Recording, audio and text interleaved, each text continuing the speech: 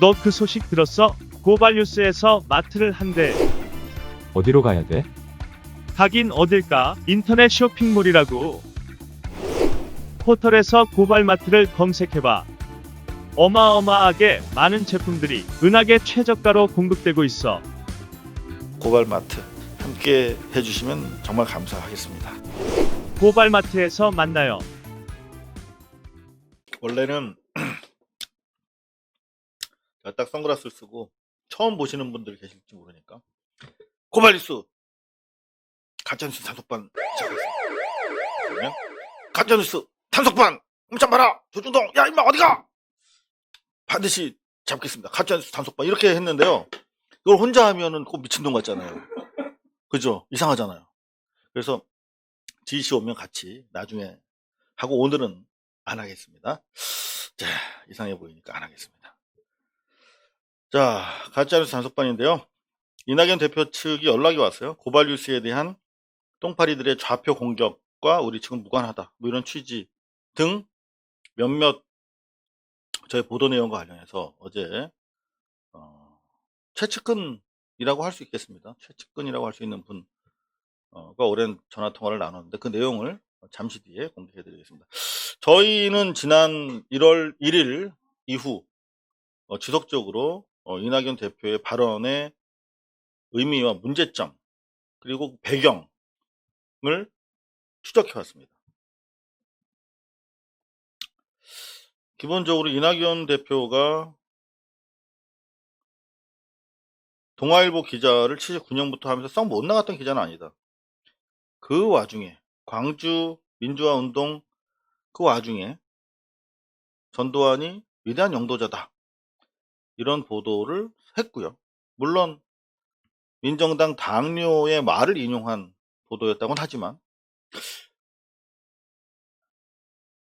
저 같으면 그런 기사 안 썼겠어요.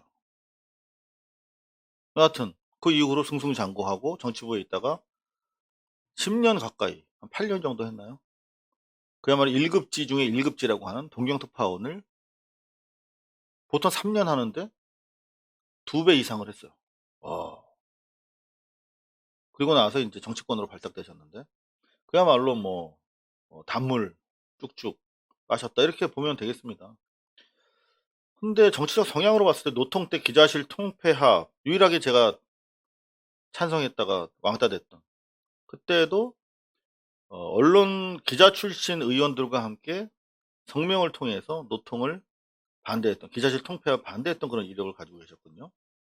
그런가 하면 이번에 대통령 사면과 관련해서 발언을 했지만 실제로 노무현 대통령 재임 시절에는 지금 국임당 원내대표로 주호영 씨와 함께 대통령 사면을 제안하는 그래서 경기의 3분의 1이 안 됐거나 그리고 특경간법상의 무슨 뇌물 같은 혐의 아주 죄질이 안 좋은 거는 아예 사면 대상에 포함하면 안 된다 라고 했던 사람이었네. 둘 다 해당 안 되네 이명박근혜는. 근데 그때는 그때고 지금은 사면하자 라고 자기 권한도 아닌 거 가지고 대통령 권한을 가지고 장사를 해? 이런 상황이 있다라고 제가 보도를 했던 내용을 간단하게 정리해 드렸습니다.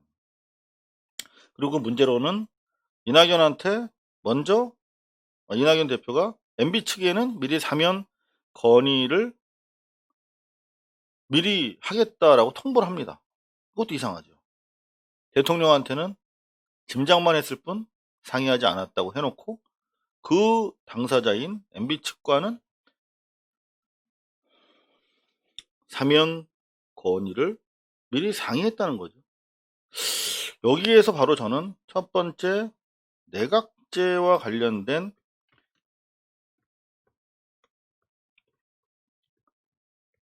첫 번째 클루를 발견합니다. 첫 번째 클루.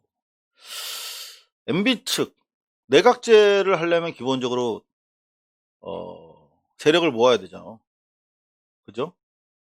내각제 하에서 대통령이 뭐예요? 내각제 하에서는 수상입니다. 수상. 자기가 내각제 하에서 대권, 즉 수상이 되려면 반대파 MB 계열이랑도 손을 잡아야겠죠. 그런 이야기가 이때 아마 얘기가 됐지 않았나라고 하는 의문이 듭니다. 그리고 주진영 최고가 열린민주당의 주진영 최고가 지적하듯이 왜 공개적으로 내각제 제안을 하, 3연 제안을 하지? 라고 하는 질문도 이상합니다. 그리고 뭐 이계연 동생과 뭐 아들 얘기는 오늘은 이제 생략하기로 하고요. 어제 제가 새롭게 말씀드린 거는 김택환이라고 하는 책사의 존재인데요. 자, 지금부터 이제 하나하나 분리돼 떨어져서 서로 간에 상관관계가 드러나지 않았거나 상관관계가 일흥 어떻게 보면 없어 보이는 것 같은 인물과 발언들을 한번 쭉 이렇게 논리적으로 제가 연결을 시켜 보겠습니다. 김택환이라는 사람이 작년 12월 29일 국민일보에 칼럼을 기고합니다. 세 가지를 주장하는데, 하나는 이명박근혜 대통령 사면하라, 두 번째 대통령이 검찰 조사 받아라, 월성 원전과 울산시장 선거 개입 관련해서, 세 번째가 여야 영수회담을 제안하라인데, 요 여야 영수회담은 어떻게 됐죠? 바로 그 다음날 30일 날 실제 이낙연 대표에 의해서 김종인에게 전달이 됐고 김종인이 오케이 했습니다. 됐어요. 이명박근혜 전 대통령 사면 건은 3일 뒤에 어떻게 됐죠? 이낙연이 연합뉴스 그리고 이어서 한국일보와의 단독 회견을 통해서 공개해버립니다. 이 셋 중에 두 가지가 이미 실현이 됐어요. 그리고 남은 게 이제 대통령 검찰 조사를 받겠다라고 대통령이 발언하고 검찰 조사 받으러 가라 라고 하는 것인데, 이것만 아직 미실현된 내용으로 남아 있습니다. 근데 김택환이라는 사람을 보니까 공교롭게도 너무나 깊숙하게 이낙연 지사 시절부터 싱크탱크로 역할을 해온 정황이 짙다는 것이죠. 2016년 전남 경제 포럼, 전남도의 가장 중요한 행사죠. 전남 경제 포럼.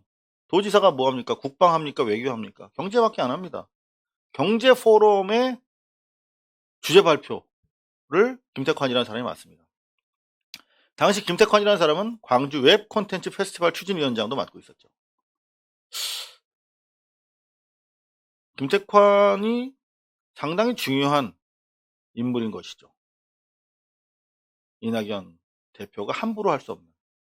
그런가 하면 그 관계가 2020년 6월까지도 계속 이어지고 있는 것으로 확인이 됩니다. 언제? 이번에 경북 포럼에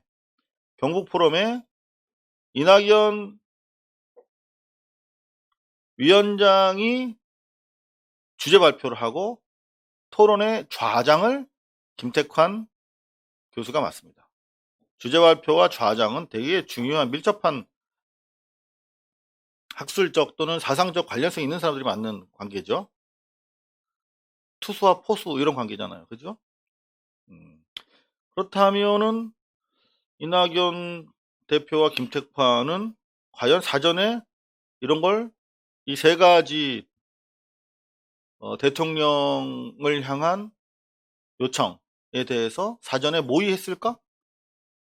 라고 하는 질문이 제기가 되죠. 저는 이 질문을 지난 방송을 통해서 이낙연 대표 측에 던졌습니다. 그리고 어제 이낙연 대표의 측근으로부터 회신을 받았습니다.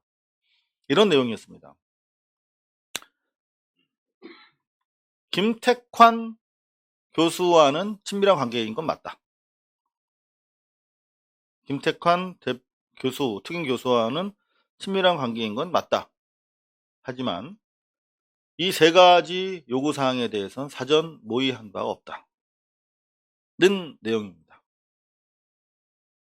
부연해서 그 이낙연 대표의 최측근이라고 하는 분이 김택환 교수에게 직접 전화를 걸었답니다. 어제 저희 방송 직후에. 김택환 교수가 국민일보를 통해서 지적한 세 가지, 제안한 세 가지 사안이 공교롭게 두 개가 맞아떨어지고, 그리고 대통령 검찰 조사를 받도록 해라라고 하는 부분만 미실현돼서 상당히 이게 일반인이 봐도 김택환과 이낙연 대표가 공모하거나 모의한 것으로 청와대를 압박하기 위해서 대단히 의심스러워 보인다.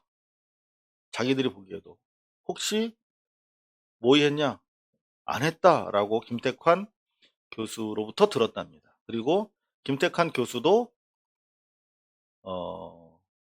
여야 영수회담이 그 다음날 이루어지고, 제안이 이명박근혜 전 대통령 사면 주장이 3일 뒤에 제기되는 걸 보고 깜짝 놀랐다 라고 답변을 했답니다. 이게 공식적으로 이낙연 대표 최측근으로부터 온 김택관 관련 입장의 핵심 요지입니다.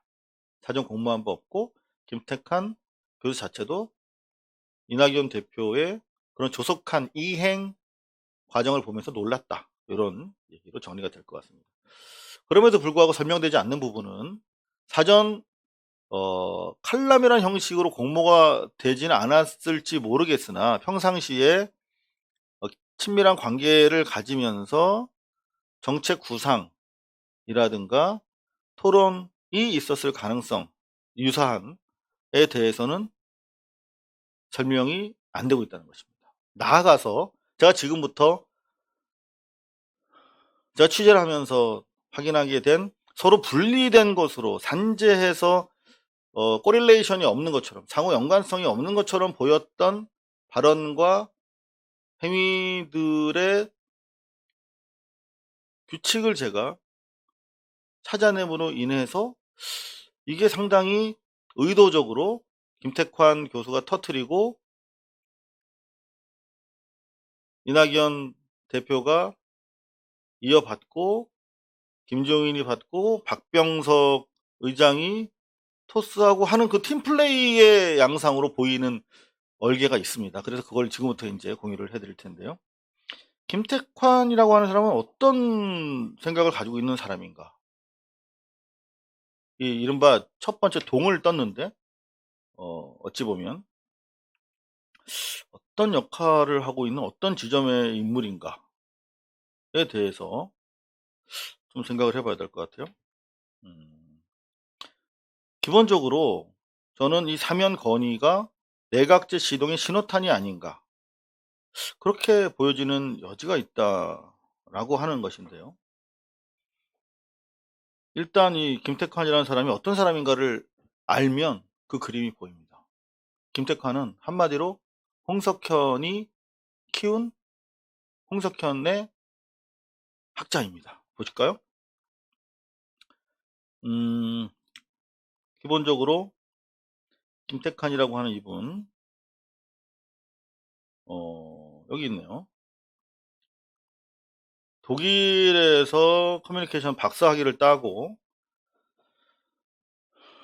카셀 대학에서 박사 후 과정까지 마쳤어요. 공부를 제대로 한 사람입니다. 저 같은 경우도 연세대학교에서 정치학 박사를 하고, 그리고 박한식 교수님이라고 미국 내 한반도 최고의 전문가이자 빌 클린턴과 카터 대통령이 가장 신뢰하는 학자이시죠. 조지아 대학에서 박한식 교수님 밑에서 박사 후를 했습니다. 그러니까 그게 이제 포스트 닥터라고 하는 아주 정규 과정을 거쳐서 박사학위를 공부한 사람이에요.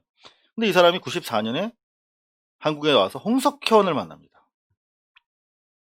홍석현 중앙일보 회장과 인연을 맺게 됩니다. 요게 가장 중요한 포인트다라고 하는 것이죠. 홍석현은 어떤 사람이냐?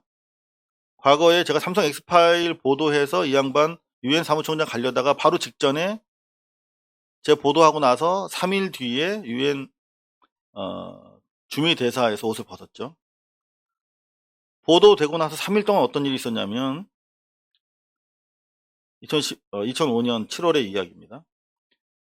이미 그 무렵에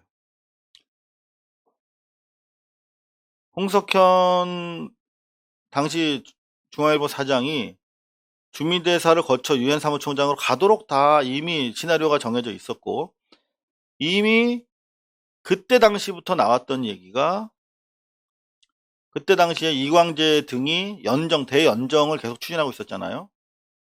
홍석현이 유엔 사무총장으로 하고 오면 의원 내각제로 개헌을 해서, 연정을 통해서 개헌을 해서 주구장창 놀아먹는 그런 정치적 구상이 있었던 걸 여러분들 다 기억하실 거예요. 근데 바로 그 목전에서 좌절됐죠. 주민위 대사를 하고 있다가 그 3일 동안, 문제의 3일 동안 지속적으로 청와대에다가 아그레망을 달라고 욕을 합니다. 그러니까 이미 보도는 나갔어. 홍석현이 이건희한테 뇌물 받아가지고 정치권과 검찰 수뇌부에다가 지속적으로 뇌물을 살포해 왔다는 내용이 보도가 나갔어. 근데도 아그레망을 딱 받잖아요. 그러면 어떻게 됩니까? 대한민국 정부가 유엔 사무총장으로 가기 위해서 공인을 하는 거야. 그러면 지금 그때가 언제입니까? 대한민국 사람이 유엔 사무총장이 되는 그런 엄정한, 그야말로 세계의 축제인데 뭐 뇌물 그거 좀 봐주지, 이런 여론이 있을 수도 있거든요. 반전될 수도 있거든요. 그래서 아그레망을 받으려고 그렇게 애를 씁니다. 하지만 저희가 계속 보도를 했죠. MBC에서 그때 숨을꼭지씩 보도를 했습니다. 결국은 3일 만에 옷을 벗고 한국으로 옵니다. 바로 의원 내각제를 통한 삼성과의 영구 집권의 꿈이 무너지는 순간이었죠. 홍석현 씨는 저를 죽이고 싶어 할 겁니다. 아직 살아있어서 미안합니다. 얼마 저도 남지 않았습니다. 여하튼 간에 그 홍석현 씨 일가의 꿈입니다. 의원 내각제. 그러니까 홍석현 씨와 만나면서 이른바 의원 내각제 하에 귀족 정치 세력의 영원한 집권을 꿈꾸는 바로 그 중앙일보 그룹에서 일을 합니다. 미국으로 건너가서 한 6년 동안 홍석현 회장과 일을 하다가 다시 2000년에 미국 건너가서 조지타운 대학의 개공 교수로 계셨네요. 그러다 다시 또 홍석현 회장이 스카웃을 합니다. 2002년에 귀국합니다. 2년 만에. 또 다시 중앙일보에 입사합니다. 전문 기자, 그냥 기자가 아니에요. 전문 기자로 중앙 썬데이를 창간하고, 기자들 사이에 말 많았었죠. 노동 강도가 2배가 된다고. 중앙 썬데이를 창간했던 장본인이구나, 이 양반이. 오래 살겠네. 근데 중앙일보 기자들 욕 많이 했거든요. JTBC 창업 기획을 하고, 경기대 특임 교수로 자리를 꿰찼어. 지속적으로 이 정도면 홍석현 관리의 삼성, 관리의 중앙일보거든요. 관리의 삼성. 삼성 X 파일 보면은 중앙일보는 그냥 삼성이에요. 자기들은 그냥 중앙일보 그룹이라고 주장하지만 아예 인사를 삼성이 하고 남은 짜투리 가지고 중앙일보 인사를 합니다. 그렇게 다 나와요. 자, 관리의 삼성. 그냥 계속 삼성, 중앙일보에 일하는 것처럼 안 보이지만 그 이후에도 계속 관리를 받고 있는 것으로 보인다. 홍석현과 의원 내각제 팀으로서 활동하는 것으로 보인다. 라고 저는 제 오랜 취재를 통해서 그렇게 판단을 합니다. 그리고 아까 봤던 것처럼 세계 웹 컨텐츠 페스티벌을 기획해서 조직위원장을 맡아. 요때가 이제 이낙연 전남지사랑 친해지는 계기가 됐겠네요. 민주평통 자문회의 상임위원도 맡았구나. 잘 나갔네요. 네. 여하튼 그런가 하면은 안철수 신당에 대해서 상당히 우호적인 입장을 가지고 있습니다. 이분은. 자, 대강의 면모를 살펴봤죠. 광주 지역에서 이른바 2016년 세계 웹 컨텐츠 페스티벌 때 보면 여기 누가 있습니까? 김종인 씨가 있죠. 그죠? 광주시장도 계시고 손학규 씨. 자, 이 두 분의 공통점 뭡니까? 둘 다 내각제주의자예요. 손학규, 김종인 내각제주의자입니다. 자, 자기를 발탁한 사람도 내각제주의자, 홍석현도. 그런가 하면은 김종인, 손학규 다 내각제주의자인데 김종인과는 어떤 또 추가적인 관계가 있을까를 제가 확인해 봤더니 바로 이런 게 나옵니다. 2016년에 한나라당 정의와 국회의장이 의장을 관두면서 김택환 교수의 책을 사서 나눠줬대. 책사입니다. 완전. 그 책이 어떤 책인가 봤어요. 그랬더니 바로 이른바 넥스트 이코노미라는 책입니다. 메디치 미디어 2013년 넥스트 이코노미라는 책이에요. 패러다임은 경제민주화를 통해서 새 판을 까야 된다. 좋은 얘기죠. 김종인 대표가 하는 게 경제민주화 얘기잖아요.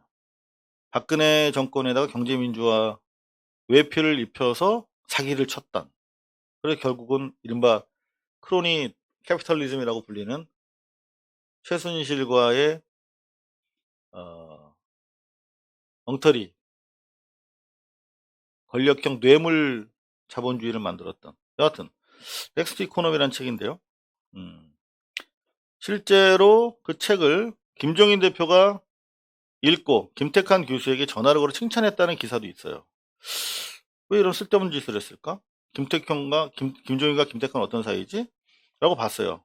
그랬더니 짜잔, 넥스트 코리아라는 책에 감수를 여기 보면 독일에서의 경험을 가지고 독일 경제 부흥의 배경을 찾는 그런 책이에요. 둘 다 독일에서 공부했잖아. 김종인이랑 김택환이랑. 그래서 다른 자료를 더 찾아보니까 아예 이 넥스트 이코노미라는 책은 저자가 김택환, 김종인 공저로 되어 있습니다.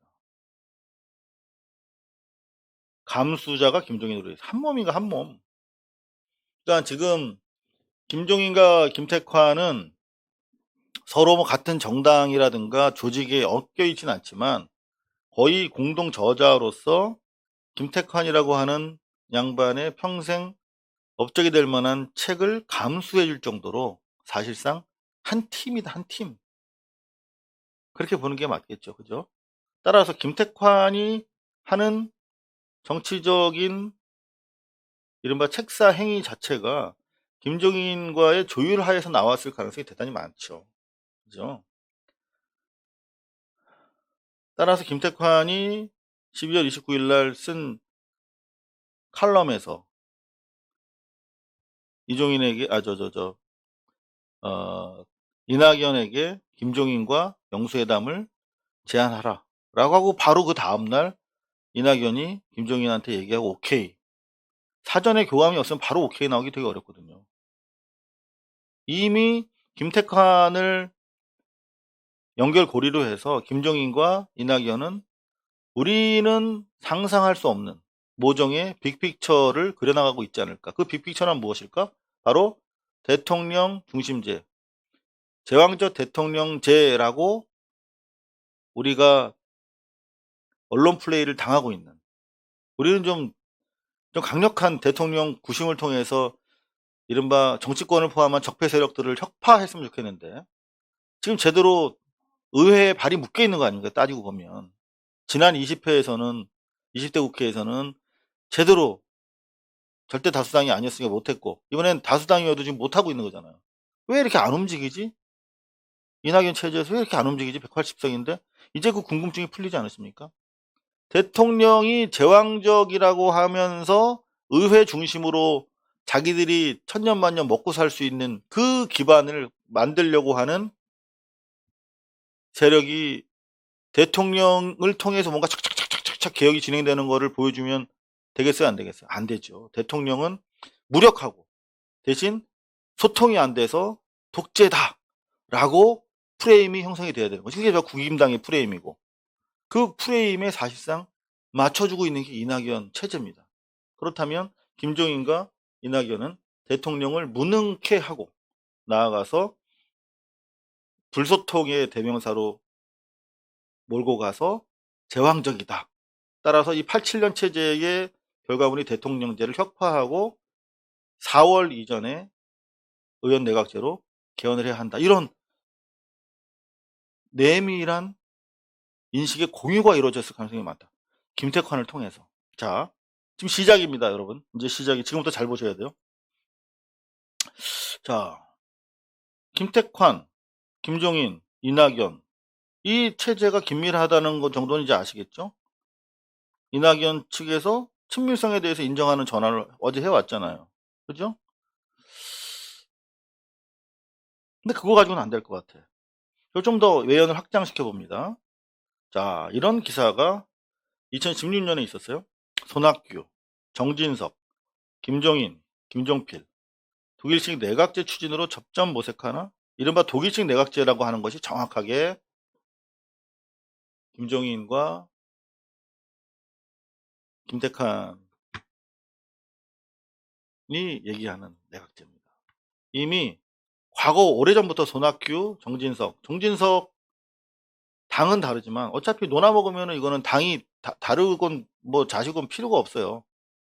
같은 자기들의 정치적 기득권 유지를 위해서는 그냥 이 당 저 당 그냥 막 이합 집산 해가지고 코올리션을 만드는 게 연합체를 만드는 게 의원 내각제잖아요. 국민들 의사와는 무관하게. 자, 그런가 하면 이낙연의 정체성에 대해서 정확하게 우리가 볼 필요가 있는데, 이낙연이 어떤 사람이냐면 여태까지 우리가 그냥 좋은 게 좋은 거고 설마 배신하겠어? 라고 설마 하면서 그냥 안정감 있게 그래도 이낙연 같은 사람이 당대표 하는 게 맞겠지라고 우리가 그냥 인정해 버린 거야. 힘이 없으니까. 근데 지금 국민을 배신하고 대통령 뒤통수를 때리는 와중에 이낙연이 어떤 사람인가를 좀 더 찬찬히 들여다볼 필요가 있잖아. 두 번 다시 또 당하면 안 되잖아요. 또 뒤통수 맞으실래요, 여러분들? 그냥 또 이낙연이 뭐 하든지 놔둬? 응? 당대표니까? 당대표가 무슨 벼슬입니까? 국민 배신해도 되는 거예요? 대통령 뒤통수 때려도 되는 거예요? 지고지순한 그냥 영구한 권능입니까? 권리입니까? 빨리 갈아차야죠. 어떤 사람인가 한번 봅시다. 다른 거는 안 봐도 돼요. 좀 내각제와 관련돼서 말씀드리고 있으니까 이것만 좀 볼게요. 여기 볼게요. 2000년 16대 새천년 민주당 국회의원으로 당선된 뒤 고향인 전남 영광에서 4선 의원을 내리했어. 아이고 쉽다. 54, 20. 20년 동안 그냥 직업이 국회의원이에요. 동아일보 도쿄특파원 시절의 인맥을 바탕으로 국회 한국일본 의원연맹의 수석 부회장을 맡았어. 지1파라고 얘기하죠. 의원내각제를 지지하는 개헌론자입니다. 요게 중요한 거예요. 일본에서 의원내각제를 본 거지, 마르고 닳도록. 그러면서 의원내각제를 지지하는 개헌론자로서 18대 국회, 이미 18대, 21대인데 3대 전에, 그러니까 14, 15년 전부터 이미 개헌 모임인 미래한국헌법연구의 공동대표를 지낸 사람이에요. 개헌을 필생의 업으로, 정치인의 필생의 업으로 삼고 이미 18대부터 의원내각제 개헌 모임인 미래한국헌법연구의 공동대표를 지낸 사람이라니까. 한때 손학규계로 분리됐다. 그러니까 손학규로부터 쭉 이어지는 의원내각제 계보를 타고 있는 겁니다. 이제 좀 여러분들 좀 느낌이 싸하게 오시죠. 바로 그런 이유 때문에 2009년까지도 계속 이렇게 노골적으로 독일식 의원내각제로 개헌해야 된다. 독일식 의원내각제 개헌해야 된다. 손학규, 정진석, 김종필, 김종인 요 주장을 계속 노골적으로 해왔어요. 자기가 이 개헌 의원 모임의 대표니까, 공동대표니까. 여기 보면 독일식 의원내각제를 생각하고 있다는데, 맞다. 국회의원들에게 인기가 있다. 국회의원들이 좋아한답니다.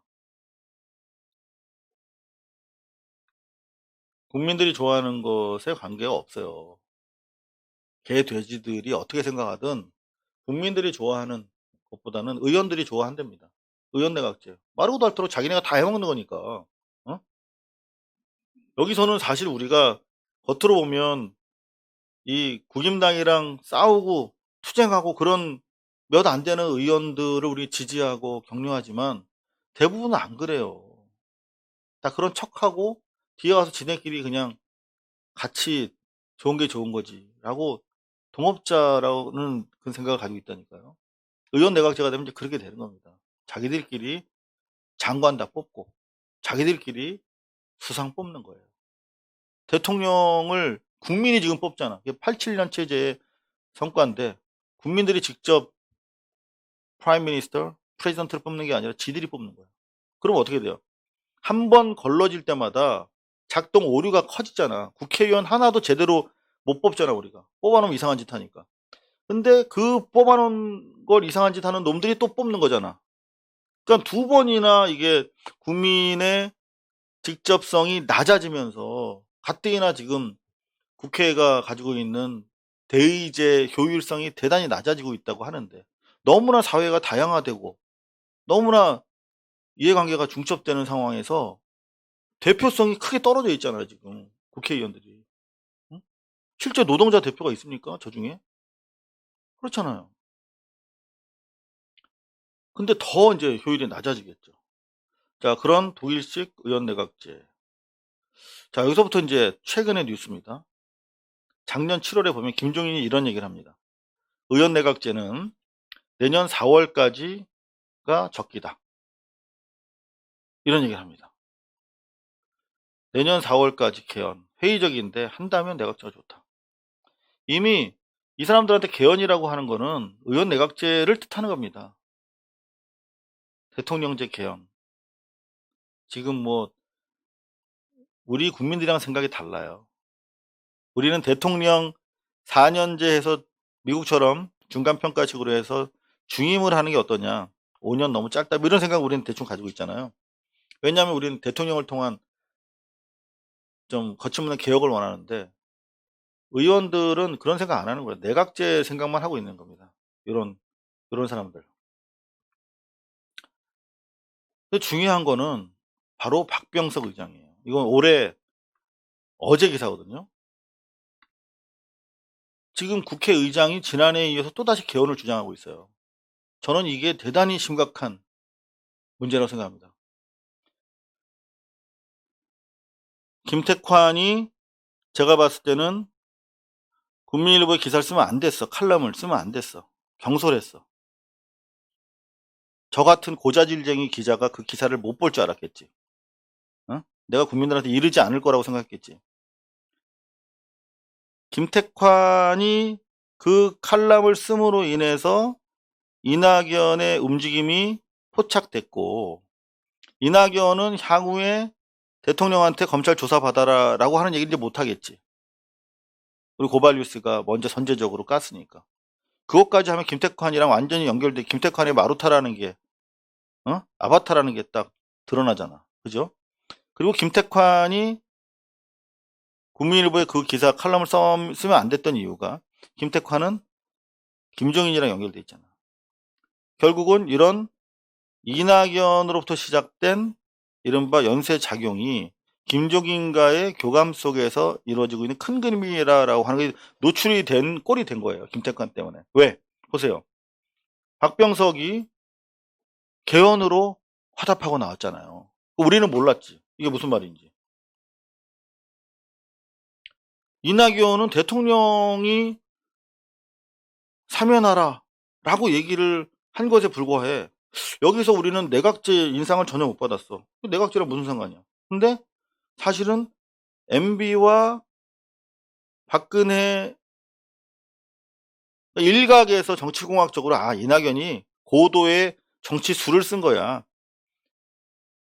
이명박근혜를 풀어주면 MB계랑 박근혜계랑 막 싸워가지고 국임당이 막 와야 될 거야. 천만에. 이건 다 소수에 불과해요, 현재. 친-MB, 친박 그룹이 이미 소수에 불과해요. 다 각자 도생인데, 정치판에. 그렇게 고단수로 해서 정치 수를 쓴 걸로 보이진 절대 않아요.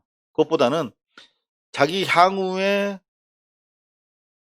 의회에서의 코올리션을 장악하기 위한 포석으로 보여주는 것이 왜냐면 바로 이게 봤잖아. 바로 1월 4일 1월 1일 날 이낙연이 던진 거를 박병석 의장이 개헌으로 봤잖아. 여기서 내각제라고 얘기 안 하잖아요. 개헌으로 받아. 이 개헌이 바로 내각제라는 얘기예요. 무슨 말이냐면 87년에 개정된 헌법이 지금의 시대 정신을 담지 못하고 있다는 얘기예요. 87년 개정된 헌법의 요체는 직선제하의 대통령 시스템입니다. 요거를 바꾸겠다는 뜻이에요. 그러면서 정진석 등 야권 호응에 맞물려 주목된다 이거죠.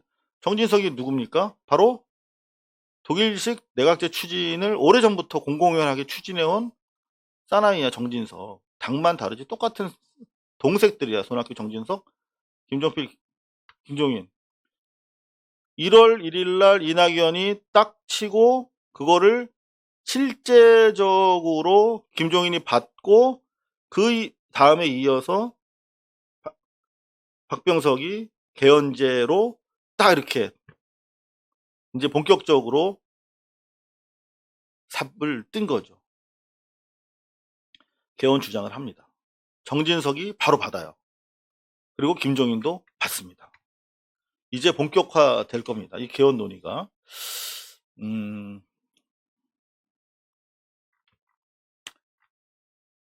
앞으로 저희는 이 논의 자체를 대통령 사면이라고 하는 걸 통해서 뭐 국면을 전환하고 뭐 그런 여러 가지 그 부차적인 효과도 있겠죠. 하지만 과연 이 손가락이 뭘 지금 의도하는 것인가 라는 측면에서 봤을 때 우리가 가장 경계해야 될 것은 대통령을 본격적으로 흔들어서 레임덕으로 몰아갈 겁니다. 여태까지 대통령 취임 이후에 계속 한 게 레임덕 그 기우제를 지내온 건 아니겠습니까? 인디언 기우제처럼 계속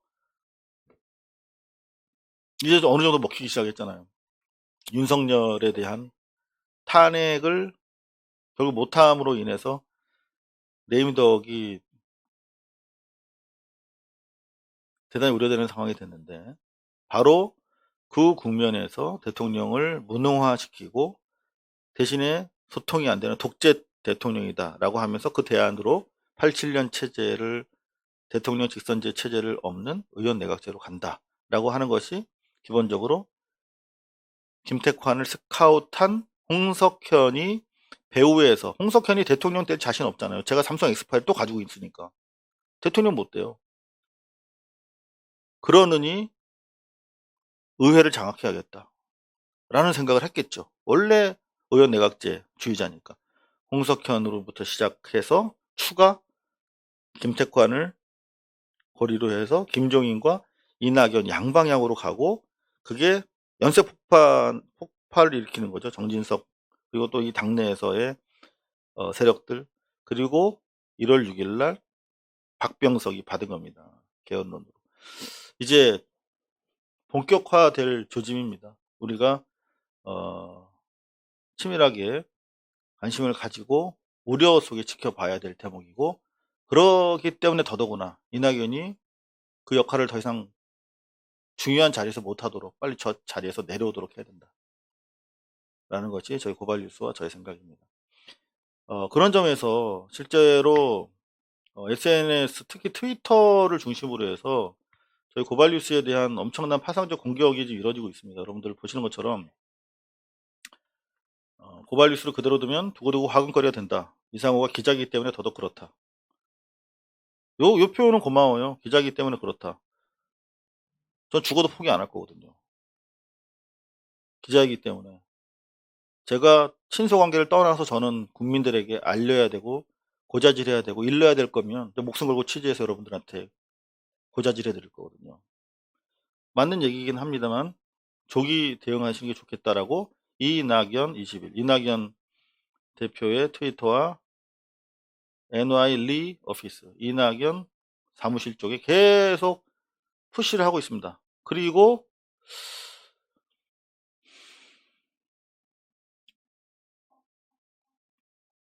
이간질을 하고 있죠. 유튜브에 고발뉴스 채널을 가만두면 안 될 듯. 대표님 악마화가 도를 넘고 있습니다. 라면서 계속 똥파리들이 이낙연 캠프를 부추기면서 실제로 삼각 파도가 계속 저희 고발뉴스 쪽으로 오고 있어요. 대표님에 대한 악마화가 도를 넘고 있습니다. 악마라고 한 번도 해본 적이 없죠. 저는 그냥 대통령과 국민들을 배신하고 뒤통수 때렸다. 그리고 국민적 염원으로 형성된 87년 직선제 대통령 체제를 아마도 의원 내각제로 그가 그렇게 오랫동안 염원해왔던 정치적 신념의 산물이죠. 의원 내각제로 갈 것 같다. 이건 국민의 이해와 반하는 거기 때문에 안 된다라는 측면에서 얘기하고 있는 거지. 대표님 무슨 악마입니까? 서해순 씨에 대해서도 제가 악마라고 한 적이 없는데 자꾸 제가 뭐 악마 전문 기자인가 내가. 시간 되는 대로 가셔서 영상 신고도 하시고 채널 신고도 해달라고. 여하튼 어제도 모르겠습니다만 방송이 중간에 끊어졌죠. 여하튼 좀 불안합니다. 요즘에 저희 고발뉴스. 실제로 이런 행위를 하는 사람들이 과거에 저희 3년 전인가요? 고발뉴스를 좌표 찍어가지고 실제로 저희 후원회원들 한 절반 가까이를 이탈시켰던 전력이 있는 바로 그 실체가 있는 사람들이어서 이른바 똥파리라고 하는 저희로선 대단히 우려가 되고 그럼에도 불구하고 저희가 뭐 보도는 계속 해야 되겠습니다만 사실 그때도 한 1년 가까이 저희가 방송을 못했어요. 워낙 저희들에 대해서 댓글 공격이라든가 그 표적 좌표 공격이 심해가지고 정신병원도 다니고 그랬습니다 저는. 근데 두 번 당하지는 않을 겁니다 저희는. 기본적으로 뭐 후원자들이 다 날라가고 한 명이 남더라도 저희는 끝까지 방송을 할 거고요. 그리고 여기 계시는 저희 광고주들 계시잖아요. 화려화도 있고 또 여기 코코메디 제가 열심히 좌판 깔아놓고 뭐 광고하고 이렇게 할 겁니다. 이렇게 해서라도 끝까지 저희가 해야 될 일 고자질 해 나가도록 하겠습니다. 이것과 관련해서 이낙연 대표 측에서 이런 입장도 알려오셨어요. 고발뉴스에 대한 똥파리들의 공격은 유감이다. 이 똥파리라는 표현을 쓴 건 아닙니다.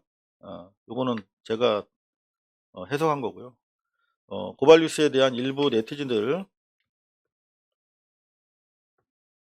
공격은 유감이다. 이낙연 측과 무관한 행위다.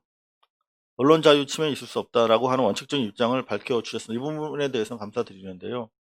여하튼 워낙 조직적으로 저희 고발뉴스에 대한 공격이 좀 들어오고 있기 때문에 혹시라도 이낙연 대표 측에서 꼭 불감청이지만 고소원이다. 내가 감히 너희들한테 고발뉴스 가서 좌표를 찍어서 공격해달라고 청하지 못하겠지만 고소원이다. 바로 그것을 우리가 원하고 있다. 라고 혹시 하고 계신 건 아닌가. 솔직히 좀 아직까지 의심스럽긴 합니다만 이낙연 측과 무관하다고 하니까 저희도 지켜보도록 하겠습니다. 고발뉴스는 여러분의 자발적 후원에 힘입어 운영되는 대한매체입니다. 자본과 외압에 흔들리지 않는 언론으로 키워주십시오. 후원 신청은 지금 고발뉴스닷컴에서 접수 중입니다. 여러분의 많은 참여를 부탁드립니다. 감사합니다.